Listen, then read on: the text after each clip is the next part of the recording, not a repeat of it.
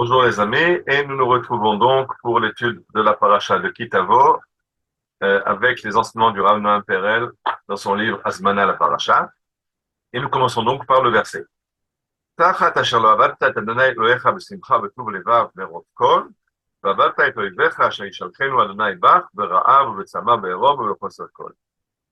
Alors, puisque tu n'as pas servi Dieu dans la joie et dans l'abondance, alors tu seras esclave de tes ennemis que Dieu enverra contre toi dans la faim, la soif et la nudité et dans le manque de tout.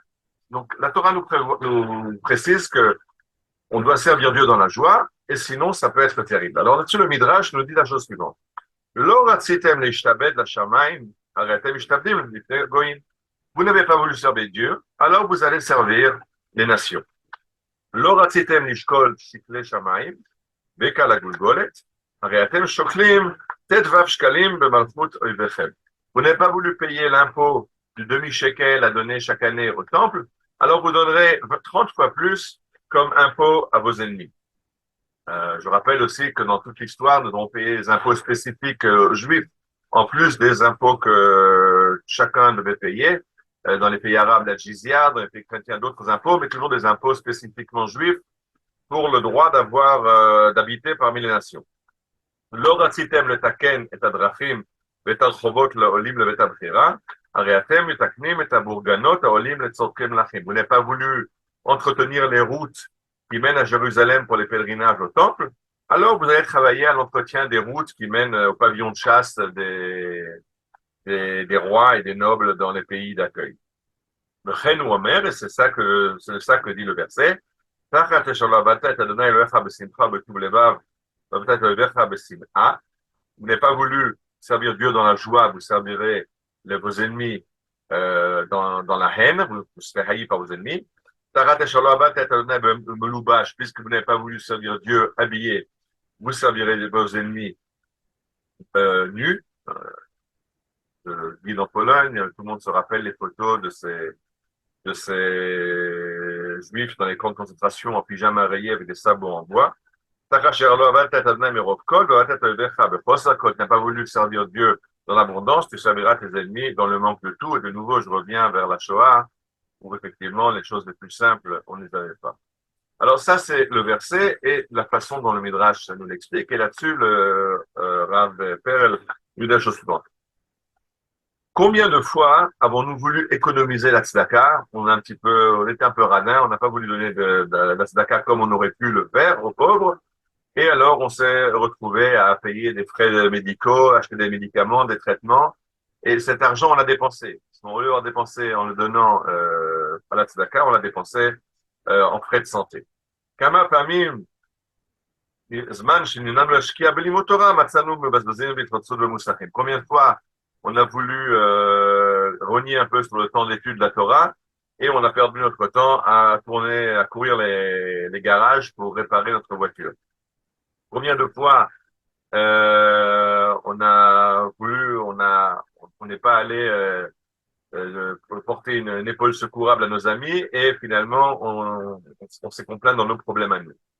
Alors là-dessus, le Rav Perel nous explique, l'homme est né pour travailler. Quand Dieu a créé Adam, il est marqué qu'il a été mis dans le jardin d'Éden, mais pas mis dans le jardin d'Éden, dans le paradis pour se promener, manger des fruits. C'est vrai que Adam se promène dans le jardin d'Éden et qu'il en mange des fruits.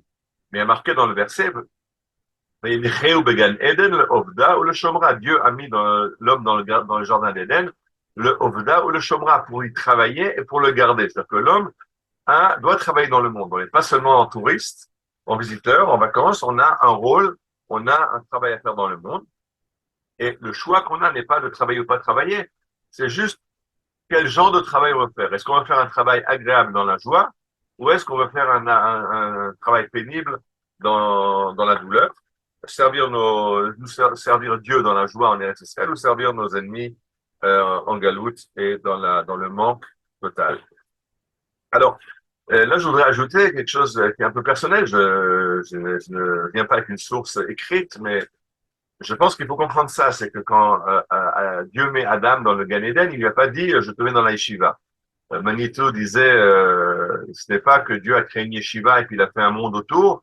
Il a créé un monde dans lequel il a mis des yeshivot. C'est-à-dire que la Torah fait partie du monde, elle est dans le monde. Et donc, la Avodat Hashem, le service de Dieu, c'est le service de Dieu de façon générale dans le monde. À la yeshiva, à l'étude de la Torah, bien sûr, mais quelqu'un qui consacre sa vie à la défense d'Israël dans les forces de sécurité d'Israël, ou un médecin qui s'occupe de sauver des gens et d'améliorer les conditions de vie, ou quelqu'un qui est ingénieur ou employé dans l'industrie et qui développe l'économie israélienne pour qu'elle soit florissante, ou un prof qui, dans le jour de la rentrée scolaire, un prof qui consacre, un prof ou une jardin d'enfants qui se consacre à l'éducation de la jeune génération, ou un agriculteur qui s'occupe de ce qu'il y a à manger, que les gens aient de quoi manger et profitent avec des fruits excellents, et bons pour la santé, bons pour le palais. Tout cela, c'est Avodat Hashem, c'est le service de Dieu, parce que c'est ce que Dieu nous demande quand il a mis dans ce monde. Et ce service de Dieu, il faut le faire dans la joie. Ça, c'est un choix que nous, on a à faire, de servir, de comprendre qu'on est en train de servir Dieu, de le faire dans la joie. Et alors, je rappelle, ça, je fais l'annonce pour la conférence Bezrat Hashem de mercredi prochain, juste avant Rosh Hashanah, de parler qu'on dira dans la prière de Rosh Hashanah, veuillez etayu kol le ovdecha, le but ultime, c'est que toutes les nations, tous les peuples, tout le genre humain viennent à servir Dieu. Il s'agit bien sûr pas d'ouvrir une super grande yeshiva avec 8 milliards de chaises pour que chacun puisse s'asseoir et étudier la Torah. Il s'agit d'un monde où chacun remplit sa mission, son rôle dans le monde que Dieu a créé, la raison pour laquelle Dieu l'a créé. Et alors ils donneront la couronne de royauté à Dieu, qui sera le roi de ce monde qu'il a créé, servi par ses sujets, par les hommes qu'il a créés. Et donc je voulais finir justement en chanson. Alors une chanson magnifique qui était chantée par les Chalutzim, les pionniers de la troisième Aliyah. On en avait fait une conférence il y a quelques mois. La troisième Aliyah sioniste, de gens qui ont travaillé très dur, qui ont peiné pour des salaires de misère, qui étaient en bûche à la faim, qui étaient en proie aux maladies, à la malaria, aux dysenteries, à toutes les maladies qui étaient endémiques au pays d'Israël. Ces gens qui avaient qui étaient en but aux attaques de leurs voisins arabes, donc qui ont vécu une vie très difficile, mais qui n'arrêtaient pas de chanter et de danser et d'être heureux de leur sort parce qu'ils étaient enfin revenus de l'exil, revenus en Eretz Israël et qu'ils pouvaient travailler le travail d'Eretz Israël. Alors, c'est ce que la Torah nous propose. On peut regarder la situation et rester. Ah, c'est terrible. Le tram, on a un nouveau tram, mais il est catastrophique. Il roule pas le Shabbat. On a une économie, mais elle est catastrophique avec la réforme judiciaire. Les notations de crédit vont baisser. On peut voir tout avec des lunettes noires en ne voyant que le mauvais côté des choses, qui est souvent en fait une vue d'esprit et ce sont des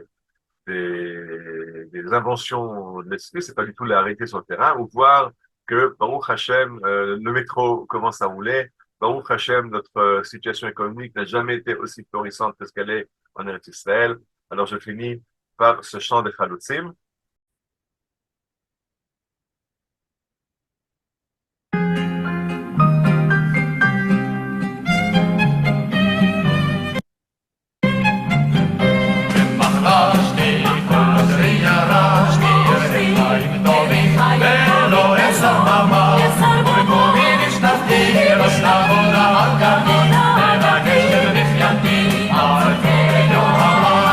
החורף הוא חתכה,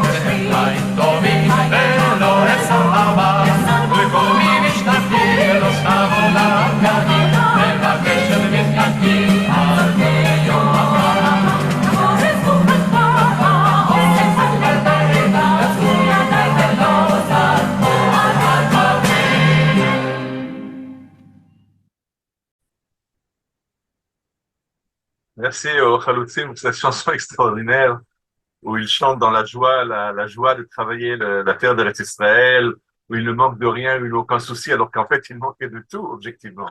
Mais c'est une question d'optique, de voir la bracha dans laquelle on a la chance de vivre. Alors, je nous souhaite d'avoir la chance de pouvoir voir cette bracha dans laquelle on est. Je t'aimerais peut-être par un enseignement chassidique, je ne sais plus, on dit le nom du rabbi de Kos, que d'autres aussi, que David Amelech nous dit dans les psaumes, Yevarechecha Adonai b'Tzion u'r'eh b'tov Yerushalayim, que Dieu te donne la bracha de Tzion, de Jérusalem, et voit les bonnes choses qui arrivent à Jérusalem. Et le rabbi enseignait, Yevarechecha Hashem mitzion, que Dieu te donne la bracha. Quelle bracha qu'il te donne? U'r'eh b'tov Yerushalayim, que tu aies la chance de voir le bon côté des choses. Parce qu'on peut vivre et voir le mauvais côté des choses. La bracha, c'est d'être capable de vivre, de voir le bon côté des choses, de pouvoir remercier avec Baruch Hu.